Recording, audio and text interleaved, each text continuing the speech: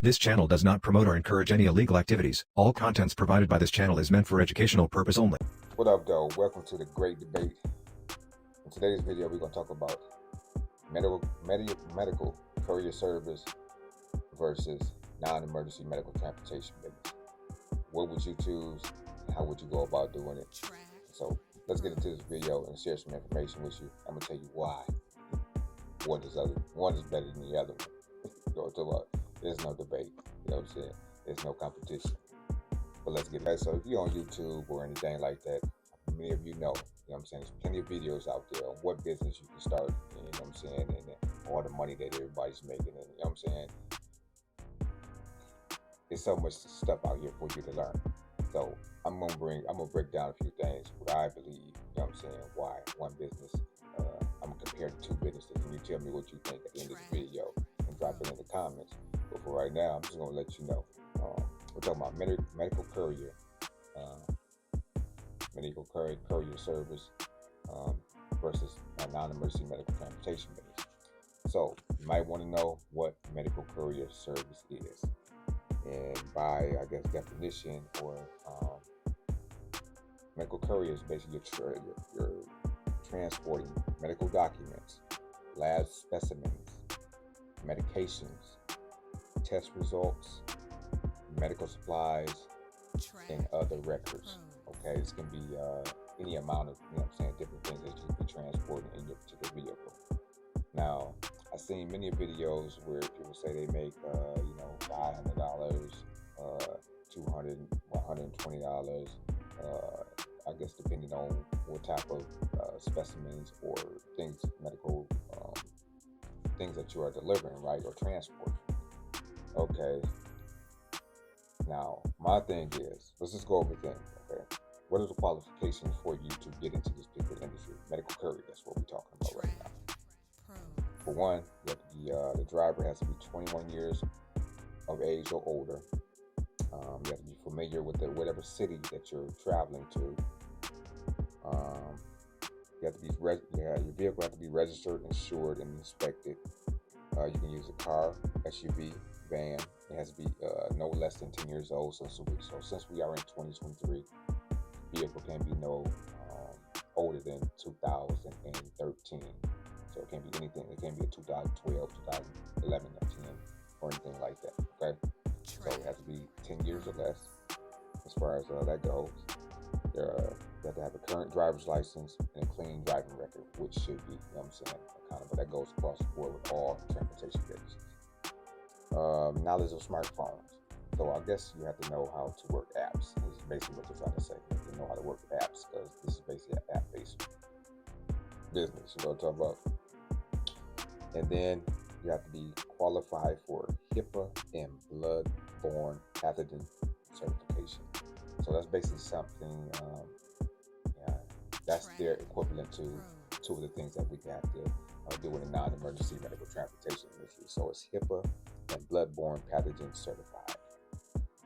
Now, as far as the pay go, okay, there's different ways you can get paid, but I'm just going to give you what we call a generic pay scale.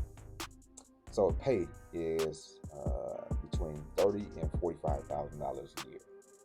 Not bad, you know what I'm talking about? It ain't that bad. That's just equivalent to working, I would say, like an $18 an hour job. So you might be wanting to know, you know what I'm saying, what different companies out there that, medical carriers can partner up with. So I got a few companies that I've been doing my research, you know what I'm talking about. I've been seeing the videos on YouTube, so I'm like, let me drop a video on this.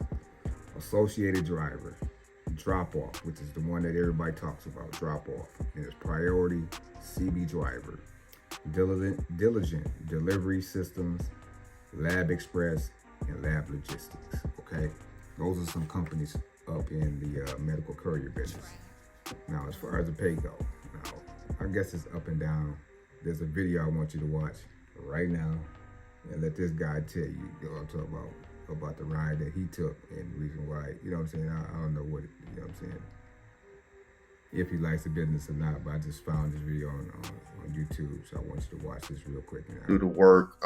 My route was only about 100, maybe less than 100 miles going. Got paid about 120 a day, working 2 hours. Only down part is I had to drive far to get to the drop-off location. So my route was real south of the city, but I had to drive, feel like almost 40 miles just to get up, pick up to the drop-off location, and then another 40 miles back to my house. So that's why I kind of dropped off on it at, because that extra driving at that point wasn't really paying off for me.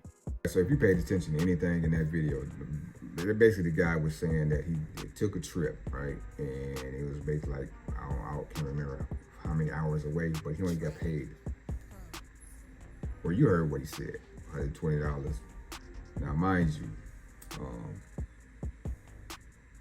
we in the me as a non-emergency medical transportation owner, I would say like $120 for even if it's just a 2-hour trip, that's like $60 one way, $60 there, back. That's cool. You know what I'm saying? What they say, that's cool. You know what I'm talking about? But I believe our particular industry is way more important for what, not even say important, but we make way more money. You know what I'm talking about?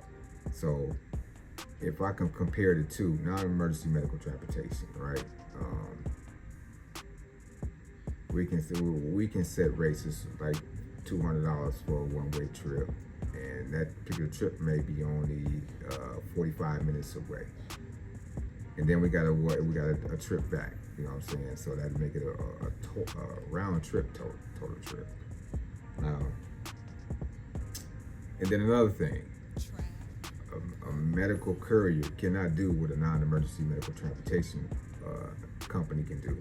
We can transport patients, as opposed to a medical courier that you can't do that. You know what I'm saying? You can't pick up our patients, but we can add your particular service, meaning a medical courier. We can add that as an additional service to the non-emergency medical transportation. So what would you do in this particular instance as far as choosing a business model? Would you go with a medical courier, or would you go with a non-emergency medical transportation company? Now, when you're transporting people, I think you have a better benefit as far as serving the community, but as opposed to you giving, I guess, dropping off medical supplies, lab specimens, or whatever the case may be. Choose your business wisely. You know what I'm talking about? I don't see no comparison. I see a lot of videos on particular YouTube about the medical courier business. And don't get me wrong, I guess this is you're basically working for a company. That's what I don't understand. It seems like y'all working for a company. You're working for a company, so you get paid, right? You get paid hourly rate. That's basically what I've been seeing with drop off, with lab logistics, Lab Express. So they pay you a certain amount, and you pick up these particular specimens, you drop them off. Now, non-emergency medical transportation, you are a business owner, so you are basically, you got to get out here and get your business, unless you're working with brokers or something of that nature, and Medicaid. Now, this particular business, you can set your own, I guess, time. You can set your own time, your schedule with the medical courier. But I believe it's like comparing apples with lemons. You know what I'm talking about? Y'all got a good business model, but if I'm gonna compare the thing, if I compare, let's say, rate or pay, you know what I'm saying? We still got you on that.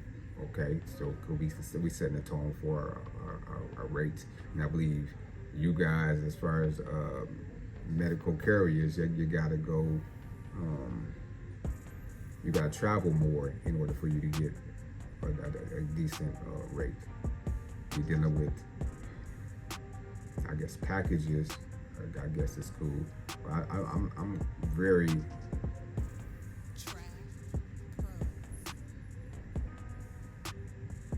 My time is valuable. So like I would like my time. I don't want to drive for these long distances and only get a minimum amount of monetary gain. You know what I'm talking about? So there's no comparison. I just want to compare the two. I just see so many videos about this, and it's to the point where, you know what I'm saying, it's getting kind of redundant. I see too many videos about, how this is, I guess, medical carriers is better than NEMT. Well, I mean, you got to prove me wrong. You got to come with some stats, because the video I seen that I just shared with you, it's showing that it's not. The math ain't math. You know what I'm talking about? But salute to everybody that's doing the medical courier, because like I said, us as NEMT business owners, we can also add the medical courier as a service, additional service to our business. As opposed to a medical courier, you cannot add the driving non-emergency medical transportation patients. You know what I'm talking about? So we got the one up on y'all, but drop in the comments. Let me know what you feel about this particular industry. Me personally, I'm just gonna stick with the NEMT private transportation, and I'm gonna bring y'all particular service. I'm gonna add it as an additional service to our NEMT business. But salute to y'all talking about. But please, you know what I'm saying, just know that NEMT, I think the service that we provide is a very upstanding service, and I think you should strongly consider coming over here. Because another thing I read. Let me just go over this.